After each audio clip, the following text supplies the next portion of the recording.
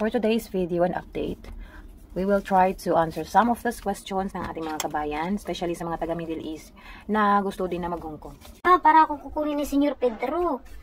Huwag nga tayo mag-ilaw. Lalo namang lumabo. Malabo, malabo pa rin ko. Nalalong lumabo.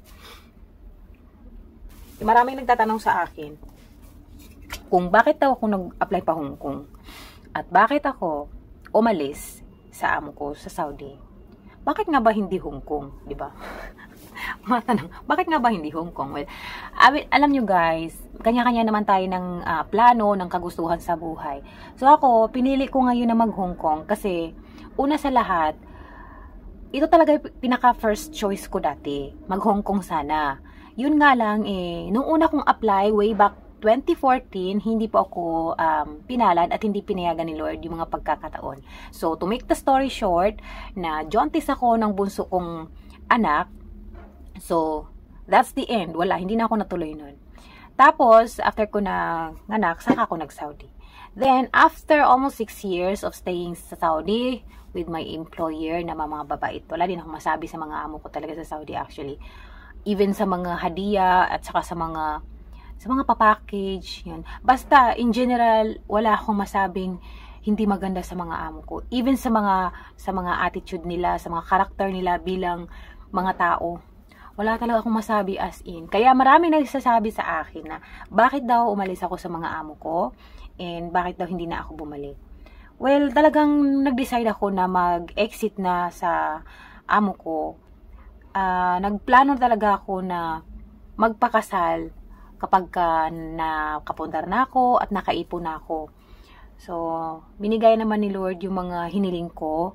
And ayokong biguin yung mga anak ko sa promise ko. Kasi ayoko din naman na hindi na sila magtiwala sa akin. Lalo pat alam ko naman na babalik talaga ako abroad. So, this time, ito na nga yung bumalik ako dito. Hong Kong na. Hindi na ako nag-Middle East. Kasi, gusto ko rin namang matry yung ibang ibang bansa, ganun. So, nag-try din ako para makapag-explore din. And this time, pinayagan na ng pagkakataon na makapag-Hong Kong ako. Kaya, pinuruso ko na rin, guys.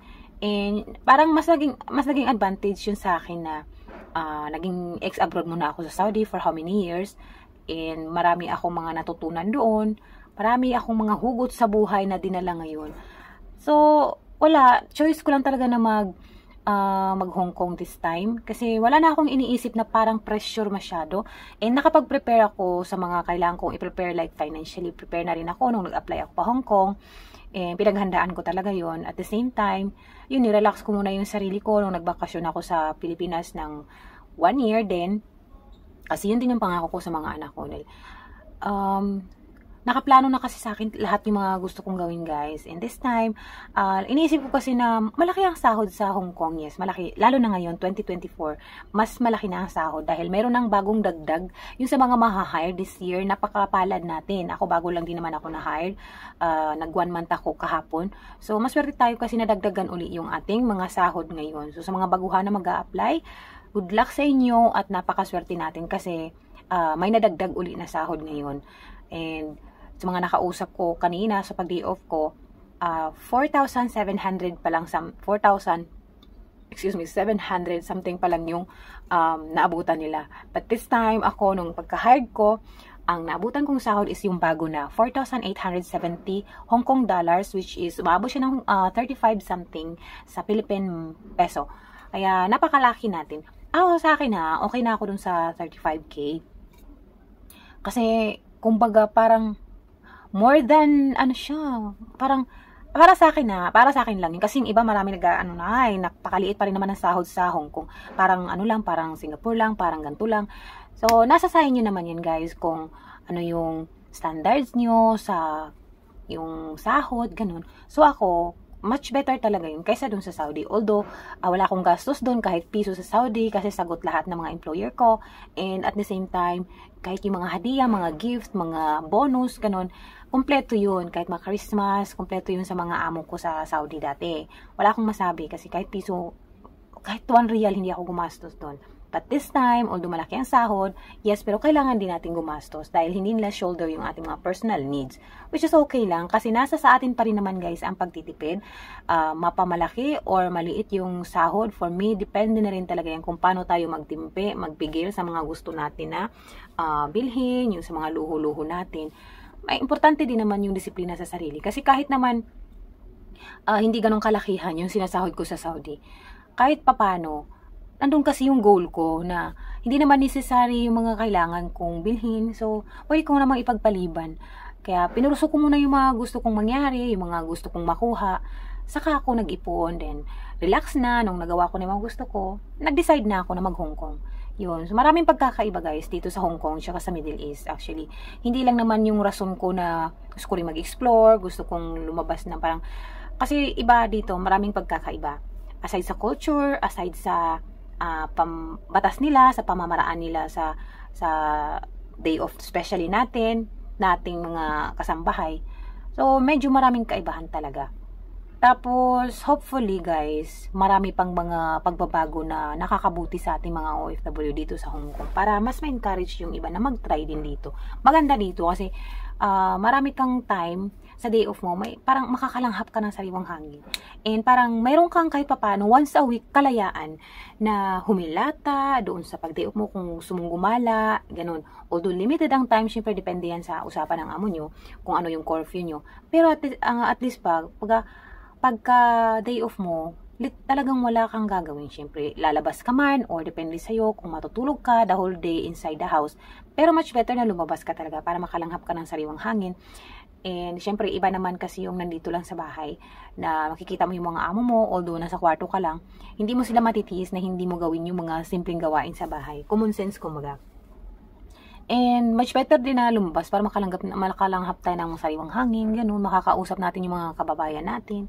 Maraming mga kabayan dito guys, although hindi ako masyadong sumasama sa mga grupo-grupo, mga activity na kung ano-anong sinasalihan ng ibang mga kabayan natin. Kasi una sa lahat, bago pa rin naman ako, hindi pa ako masyadong nakakakabisa sa mga, even sa pasikot-sikot dito guys. Pero nafe-feel ko kasi dito yung ambience na parang nasa Maynila lang ako, parang nasa Pinas lang ako. Kasi, alam mo yung nakakagala ka, na parang free ka, even one day, within 1 week, ganun. So, unlike sa Saudi or sa Middle East, na kung maano ka, na yung mga amo mo ayaw ka mapag-day off, which is hindi naman kasi talaga yan, sa Saudi or sa Middle East, yung day off na yan. Unless na lang yun sa mga ibang Middle East country, na may day off talaga yung mga kasambahay. So, luckily, ngayon, nakakapag-relax talaga ang utak ko kapag lumalabas ako. Nakakarami na nga ako ng day off. Within 1 month guys, nakapag 9 day off na ako. Kasi hinati-hati namin minsan ni amo yung aking day off. Half day sa Saturday, half day sa Sunday. So yun guys, yung day off, yung relax talaga sa utak, ang hindi ko naranasan sa buong pagsa-Saudi ko kaysa ngayon dito sa Hong Kong. But, ako dati guys, pinili ko mag-Hong Kong kahit na natatakot ako minsan kasi gagastos ka ng pang-process mo ng papers, tapos nag-iisip ako ng negative like dito merong termination. So, parang naging toxic yung sa utak ko ng how many months bago ako nag-decide na magpurso talaga dito sa Hong Kong. And ngayon guys na nag 1 month na ako, parang nawala lahat ng takot ko, nawala lahat ng pangamba ko, lahat ng doubt. Parang iniisip ko, bakit ko ba parang laging binabalisa yung sarili ko about sa mga ganung bagay. Come what may, kung anong ibigay ni Lord sa atin, kung ano yung will ni God, bibigay niya yan sa iyo. Although may mga time na parang feeling mo, parang mahirap, parang madali na mahirap, hindi mo maintindihan minsan. Because kasi nag-a-adjust pa din naman kami pareho ng mga amo ko. So, hopefully, magawa ko ng, guys, yung nandito na magaan ng pakiramdam ko Ewan ko, magaan ang pakiramdam ko dito. Hopefully, tuloy-tuloy lang at saka matutunan ko pa sana yung ibang mga dapat kong matutunan. So, that's all guys for today's video. Kaya ako pinili mag-Hong Kong kasi maraming pagkakaiba. Marami talagang pagkakaiba. And aside sa sahod, sa day off, yun. So, marami din akong gusto talaga na gawin pa aside sa pag-Hong Kong.